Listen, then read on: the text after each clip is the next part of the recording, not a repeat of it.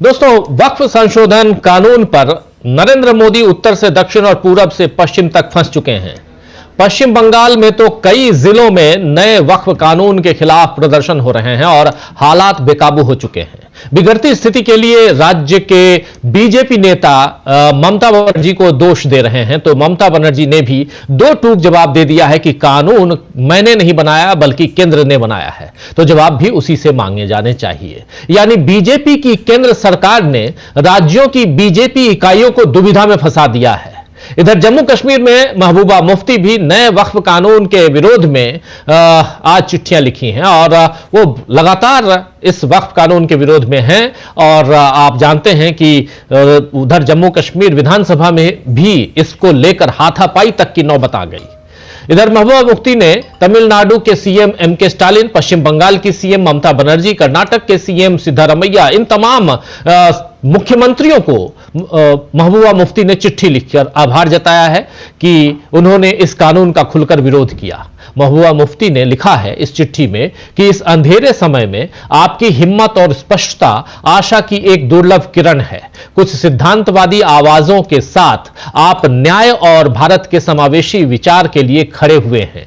मैं उन लोगों के प्रति अपना गहरा सम्मान और आभार व्यक्त करने के लिए लिख रही हूं जो खुद को आवाजहीन और हाशिए पर महसूस करते हैं। आपके निरंतर समर्थन और नेतृत्व के साथ मुझे विश्वास है कि हम अपने संवैधानिक मूल्यों और साझा भविष्य को पुनः प्राप्त कर सकते हैं। यह बात यहां लिख रही है चिट्ठी में महबूबा मुफ्ती, पीडीपी की चीफ हैं, आप जानते हैं। वहीं यूपी यानी उत्तर प्रदेश में पूर्व सीएम मायावती ने एक ट्वीट में वक्फ संशोधन कानून के लिए बीजेपी की आलोचना की है। हालांकि मायावती ने राहुल गांधी की भी आलोचना की है। उन्होंने संसद में इस पर कुछ नहीं कहा, यह कहते हुए आलोचना की है, यानी राहुल गांधी को वक्फ कानून पर संसद में कुछ कहना चाहिए था। अब सीधे सीधे मोदी की आलोचना न करके इसमें राहुल गांधी पर निशाना साधने के पीछे मायावती की कौन सी रणनीति और कौन सी राजनीति है, या फिर बीजेपी से पुराना डर है या बीजेपी से नया रिश्ता है, यह तो मायावती ही बताएंगी। लेकिन इतना तय है कि वक्फ कानून को लेकर बीजेपी के खिलाफ माहौल देश में बन चुका है और इसीलिए मजबूरी में मायावती को भी अब इसके विरोध में बोलना पड़ा है। अभी तक मायावती चुप थी और आज जब उन्होंने एक के बाद 3 ट्वीट किए तो उन तीनों ट्वीट्स की शुरुआत में पहला ट्वीट जो है वो सीधे राहुल गांधी के ऊपर निशाना है। आखिर क्यों? बीजेपी की सोच से कहीं ज्यादा कठिनाई वक्फ कानून को लागू करने में आएगी, यह तय है। उधर अब महंगाई और बेरोजगारी से लेकर आतंकवाद जैसे कई और मसले हैं जिन पर बीजेपी को मुश्किलात होने वाली हैं। खासकर बिहार चुनाव से पहले बीजेपी की परेशानियां तेजस्वी यादव खूब बढ़ा रहे हैं। कल बक्सर की सभा में जो भीड़ उमड़ी थी उसमें जाहिर हो रहा है उसी भीड़ से कि राज्य में किस तरह बीजेपी के खिलाफ माहौल बना हुआ है। इस रैली में तेजस्वी यादव ने क्या कुछ कहा है, आइए जरा वहीं से शुरुआत करते हैं, सुनते हैं रैली को। देखिए कितनी भीड़ है और इस रैली में क्या कह रहे हैं तेजस्वी यादव, सुनिए। 15 साल पुराना अगर गाड़ी हो जाला तो सरकार अनुमति ना देवेला चलावेला। काहे कि गाड़ी खटारा हो जाला और धुआं छोड़ने लगेगा और धुआं छोड़े का काम करेला, यानी प्रदूषित करने का काम करता है। ये खटारा गाड़ी कब बीच में पंचर हो जाए, कब इंजन बैठ जाए, कोई ठीक नहीं है। तो जब सरकार खटारा गाड़ी के 15 साल के अनुमति ना देवेला तो बिहार की जनता भी खटारा 20 साल पुरान सरकार नहीं देकर चाहती है। बिहार का विकास का रफ्तार कहां चलेगा खटारा गाड़ी? तो सुन रहे थे आप, यहां तेजस्वी यादव बक्सर की रैली में कह रहे हैं बिहार की जनता 20 साल पुराना खटारा सरकार नहीं चाहती है। वही तेजस्वी यादव अब बीजेपी को मात देने के लिए एक नई रणनीति पर काम कर रहे हैं। तेजस्वी यादव वक्फ संशोधन अधिनियम के खिलाफ चौपालों की घोषणा करके पार्टी के मुस्लिम मतदाता वर्ग को मजबूत करने की कोशिश कर रहे हैं और वहीं वो अत्यंत पिछड़ा वर्ग यानी ईबीसी के अस्थायी मतदाता, अस्थायी मतदाता वो होते हैं जिसको इंग्लिश में फ्लोटिंग वोटर्स भी कहते हैं, कभी इधर रहते हैं कभी उधर रहते हैं। ऐसे वोटर्स को, फ्लोटिंग वोटर्स के बीच से एक नया मतदाता वर्ग बनाने की कोशिश भी कर रहे हैं यहां पर तेजस्वी यादव। ये वो वोटर हैं जो 2023 के जाति सर्वेक्षण के मुताबिक बिहार राज्य की आबादी का 36.1% है। आबादी का 36.1% ऐसे वोटर्स हैं ईबीसी, और अनुसूचित जाति यानी एसटी जो आबादी का 19.65 यानी 19.65% है। इसके जो भीतर दोनों वर्गों यानी 36 और 20 आप जोड़ लीजिए, मतलब लगभग 56% वोटर्स के बीच घुसपैठ करने की जुगत में लगे हुए हैं यहां तेजस्वी यादव। वहीं बिहार में कांग्रेस भी दलितों को साधने की दिशा में ही काम कर रही है। राहुल गांधी ने अपने हर बिहार दौरे में यह बात जाहिर की है, और नए अध्यक्ष राजेश कुमार भी तो आप जानते हैं कि वो भी दलित चेहरा ही है बिहार में। तो बिहार में बीजेपी को हराने की रणनीति तैयार हो गई है। और वहीं चंद्रबाबू नायडू, जी हां, नाम सुना होगा आप लोगों ने, वो भी एक बैसाखी हैं। चंद्रबाबू नायडू ने भी वादा किया है कि वो अनुसूचित जाति और अनुसूचित जनजाति अधिनियम की तर्ज पर पिछड़ों के लिए अधिनियम बनाकर उनके न्याय का रास्ता तैयार करेंगे। ये वादा भी बीजेपी के खिलाफ ही माना जा सकता है, क्योंकि चंद्रबाबू नायडू भी राहुल गांधी की जुबान में बात कर रहे हैं। देश के सियासी हालात बता रहे हैं दोस्तों कि बीजेपी के खिलाफ नई रणनीति बनने लगी है, जिसमें इंडिया गठबंधन के साथ अब वो दल भी आते हुए दिख रहे हैं जो या तो बीजेपी के साथ रहे हैं जैसे पीडीपी, या फिर अभी बीजेपी के साथ हैं जैसे टीडीपी, और इनके बीच बीएसपी जैसे दल भी हैं जो बीजेपी की बी टीम के तौर पर चुपचाप काम करते रहे हैं, लेकिन अब वहां से भी विरोध उठने लगा है। और एआईएमआईएम को भी आपने देख लिया, जब दक्षिण में यानी तमिलनाडु के सीएम एम के स्टालिन ने मीटिंग बुलाई, भाषाई तौर पर जो भेदभाव हो रहा है वहां उस पर, और डिलिमिटेशन के खिलाफ, तो उसमें एआईएमआईएम का नुमाइंदा भी पहुंचा था वहां पे। तो आप देख लीजिए, ये भी इंडिया गठबंधन के हिस्सा नहीं है। उधर आप देखिए तो ओडिशा में बिजू जनता दल, हालांकि उन्होंने ये कह के कि आप अपनी अंतरात्मा की सुनिए और जिनको चाहिए उनको वोट दीजिए, जब वोटिंग की बारी आई राज्यसभा में तो उन्होंने कहा था नवीन पटनायक ने वक्फ बिल पे, तो उसके बाद पार्टी के अंदर जबरदस्त वहां पर हलचल मची हुई है, विरोध चल रहा है।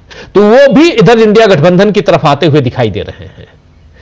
इनके साथ साथ तमिलनाडु, तेलंगाना आप जाइए तो तेलंगाना में बीआरएस, भारत राष्ट्र समिति भी एम के स्टालिन के जरिए इंडिया गठबंधन के करीब नजर आते हैं। ये तमाम दल एक नए गठबंधन के तहत कहीं ना कहीं मजबूत होते हुए इंडिया गठबंधन को आप देख सकते हैं। आइए दोस्तों, आज यही चर्चा करेंगे न्यूज पॉइंट में कि किस तरह बीजेपी के खिलाफ बन रही है नई रणनीति, उसमें नए नए दोस्त इंडिया गठबंधन के दिखाई दे रहे हैं, जो आने वाले समय में, ये अभी तो उभार पे हैं, आने वाले समय में बिल्कुल पिक्चर क्लियर होगा। आज इसी की चर्चा करेंगे कि कैसे नई रणनीति तैयार हो रही है और इस रणनीति में कैसे नरेंद्र मोदी पटखनी खा सकते हैं।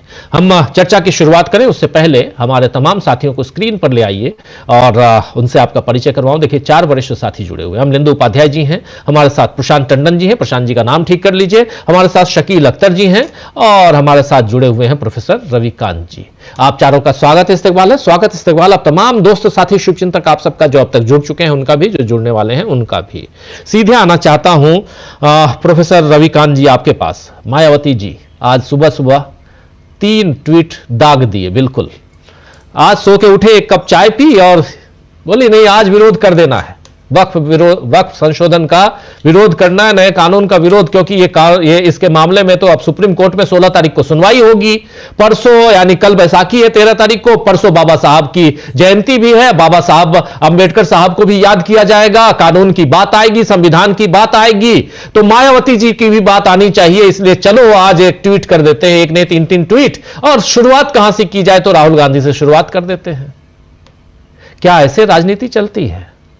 क्या एक्सपोज्ड लोग, लेकिन फिर भी मायावती ना इधर के ना उधर के, फाइनली उनको इधर ही आना पड़ेगा, यह दिखाई दे रहा है। इसलिए तो बार बार राहुल गांधी की बात कर रही हैं। क्या यह माना जाए, चूंकि आप लखनऊ में, इसलिए इसी से शुरुआत कर रहा हूं। बात हम बिहार की भी करेंगे, बात हम आंध्र प्रदेश की भी करेंगे, और बात तेलंगाना और तमिलनाडु और ओडिशा और दिल्ली की भी करेंगे। प्रोफेसर रविकांत जी,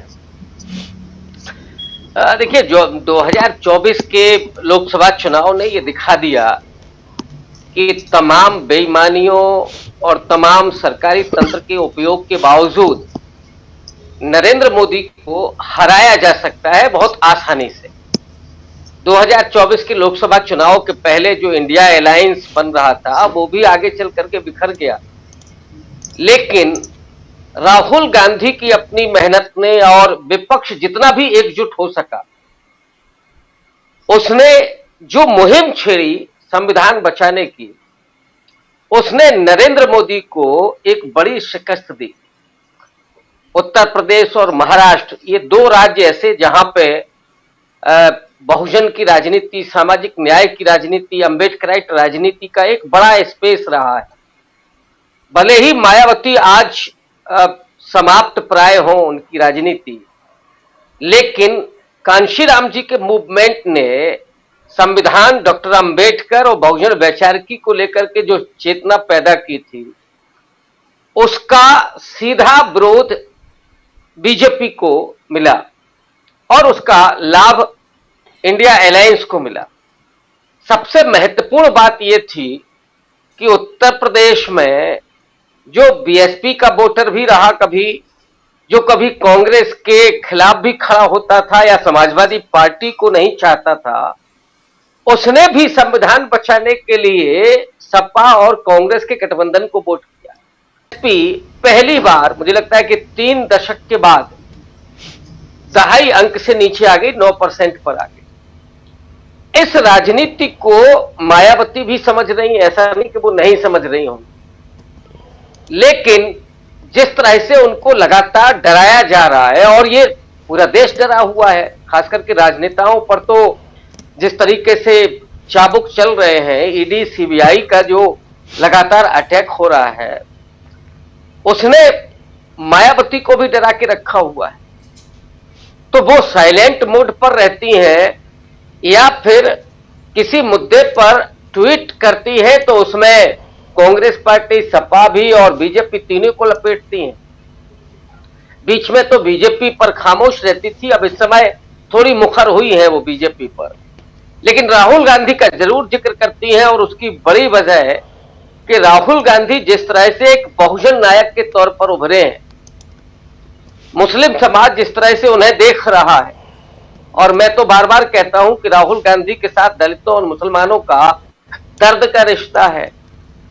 जितना टॉर्चर राहुल गांधी को इस वक्त किया जा रहा है, 25-25 मुकदमे लाद दिए गए और लगातार ट्रोलिंग उनकी होती है, वो कभी रुकती नहीं है। और अभी आपने देखा होगा वक्फ बोर्ड पर जो कांग्रेस पार्टी ने इसका विरोध किया, सपा ने विरोध किया, आम आदमी पार्टी ने विरोध किया, पोस्टर क्या लगे हुए उत्तर प्रदेश में? गद्दार के पोस्टर लगे हुए। क्या ये लोकतंत्र है? क्या सुप्रीम कोर्ट को ये नहीं दिखाई देता है कि एक पार्टी इस तरह से तमाम राजनीतिक दलों के नेताओं का कैरेक्टर एसिनेशन करे? ये तो बड़ा दुर्भाग्यपूर्ण है। बावजूद इसके मायावती जिस तरह से वो सबको घेरती हैं, राहुल गांधी को भी, अखिलेश यादव को भी और अब तो बीजेपी को भी, उससे उनकी राजनीति की जो अस्पष्टता है, जो धूमिलता है, वो बहुत स्पष्ट नहीं हो रही। और ये आपने बिल्कुल दुरुस्त कहा कि मायावती जी के लिए केवल यही एक रास्ता है कि वो इंडिया अलायंस के साथ खड़ी हो जाए। अगर लोकसभा चुनाव के पहले वो खड़ी हो गई होती तो जाहिर तौर पर नतीजे कुछ और होते और आज सत्ता किसी और के पास होती, और ये भी संभावना है कि उसमें मायावती को बड़ा अवसर मिलता। वो लगातार जो भूल कर रही हैं, अपना समर्थन लगातार खोती जा रही है उस वजह से। लेकिन गाहे बगाहे केवल ट्वीट करके अगर वो ये सोचती है कि राजनीति बनाए रखी जा सकती है, तो मुझे लगता है कि अब वो संभावना नहीं है, क्योंकि लड़ाई अब सीधे दो ध्रुवीय हो गई है। एक तरफ भारतीय जनता पार्टी की हिंदुत्व आधारित राजनीति है जो मुसलमानों को टॉर्चर कर रही है, जो दलितों को लगातार टॉर्चर कर रही है। आज देख लीजिए रामजी लाल सुमन के आगरा में जो करणी सेना ने किया है, अखिलेश यादव ने सीधे तौर पर कहा कि ये कोई करणी वर्णी सेना नहीं है, ये बीजेपी की एक संगठन है। जैसे हिटलर का अपना संगठन होता था जिसको उसने सैनिकों में तब्दील कर दिया था, वैसे ही ये करणी सेना को भी तब्दील कर दिया गया है जी। तो दलितों को भी उसी तरह से डरा करके रखने की कोशिश हो रही है, मुसलमानों को डरा करके रखने की कोशिश हो रही है। ऐसे में राहुल गांधी जो राजनीति कर रहे हैं और कह रहे हैं डरो मत, उस नारे ने जो एक पूरा साइकोलॉजिकल माहौल पैदा किया था, उस माहौल को फिर से डरावने माहौल में तब्दील करने की यह कोशिश हो रही है। चाहे रामनवमी के जुलूस हो, चाहे करणी सेना का रामजी लाल सुमन के घर पर आक्रमण हो।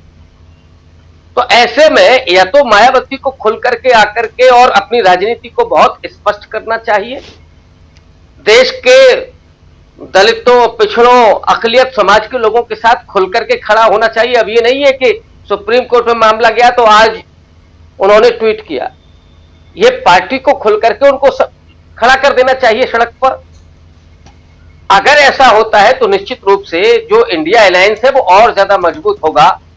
और आप भी जानते हैं, हम लोग भी जानते हैं कि मायावती के पास एक ही रास्ता है कि वो इंडिया अलायंस के साथ जाएं, और मुझे लगता है कि अंततः वो यही होगी गोलबंदी, क्योंकि अब और भी जो ब्लॉक्स हैं, और आज मैं लखनऊ में एक कार्यक्रम में था जिसमें पल्लवी पटेल ने जो अपना दल कमीराबादी की विधायक हैं, हालांकि सपा से वो विधायक हैं, प्रकाश अंबेडकर को उन्होंने बुलाया हुआ था ज्योतिबा फूले और डॉक्टर अंबेडकर की जयंती के अवसर पर। यहां प्रकाश अंबेडकर ने जो कहा, वो महाराष्ट्र से आते हैं, उन्होंने कहा कि अब हमें पूरे तरीके से एकजुट होना होगा और ये सोचना छोड़ना होगा कि कौन प्रधानमंत्री होगा, कौन गृह मंत्री होगा।